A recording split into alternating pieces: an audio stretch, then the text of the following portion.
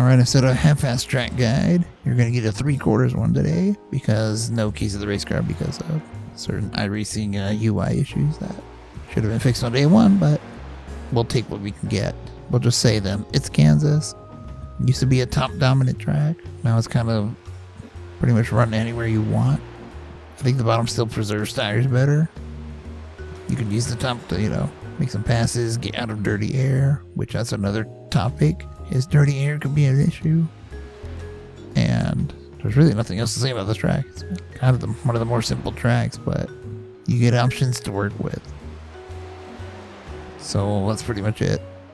Pit road's not too hard, and I guess we'll show that. Anyways, we're going to get there to pit road restart zone, which is a complete guess, and then we'll talk about the lap. Alright, making our way to pit road. We're going to enter 3 and 4 like normal, except we'll probably never get back to full throttle.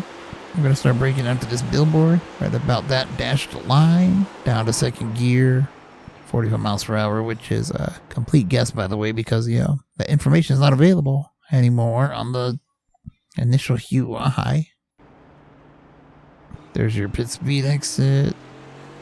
Just the end of the, outer white line. This is just the line I chose. There's grass over here from the, road course that was used, twice. It seems like. And your merge cones right here.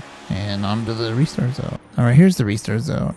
Taking a complete guess, by the way, because that info's not there no more. So I'm guessing 60 at second gear. There's your restart zone. You can punch it. Might feel sluggish, so you could go to first gear if you really wanted to. I personally don't think it's worth it. If you time it right, or unless you're the leader. Onto the lap. Alright, the usual fixed setup, fixed weather. Track temp of, I believe, 90 degrees. Not too warm, really. Lap time might be a little bit skewed by a tenth or two, so expect that to change. So we're in 5th gear the whole time. I did this on the second lap, though. You could get it done on the first.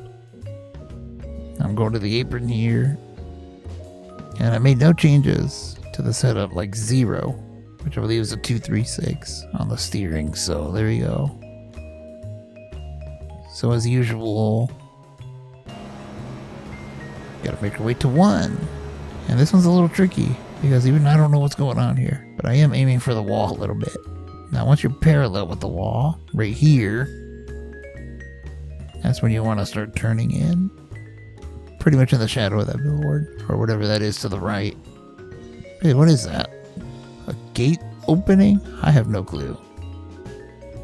No brakes, by the way. We're just going to turn in and then start to lift after we're over that little initial bump, if you will. But the minute it got to the bottom, you throttle right back up. Car sticks really well, at least on this part of the track. So pretty much get it pointed. After you're pointed and after it's past the hump, throttle up. Drive your way out, and turn 3, things are a little bit different. We turn in just a slight bit later, but you can see I'm still on the throttle. Alright, looking at this caution light, you want to basically begin turning well before that light. It feels like you drive it in deeper, but the car doesn't turn this time. So we're going to start lifting after this dot, or actually no, we're going to start lifting the same way we did in 1.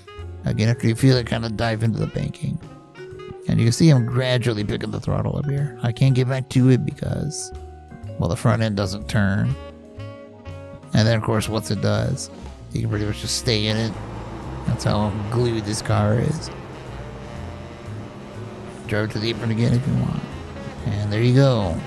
Alright, that's going to be it for this track. I know it was really short on the explanation, but what do you want from me? It's a 1.5 miles.